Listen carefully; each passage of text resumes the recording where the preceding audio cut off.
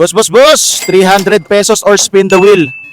Sa spin the wheel, mananalo po kayo ng overnight stay sa Subic Riviera. Napakaganda po. Sir, tayo po kayo. At sakit po kasi ng likod ko nung New Year eh. Parang nahirapan ako eh. Hello po, ito po yung family nyo, sir. Opo, sir. Oh, sir, dito tayo, sir. Ayan, oh, ayan. Sir, ano pong sagot? 300 or spin the wheel? Spin the wheel. Oh, sige, sir, ano pa yung natin mo?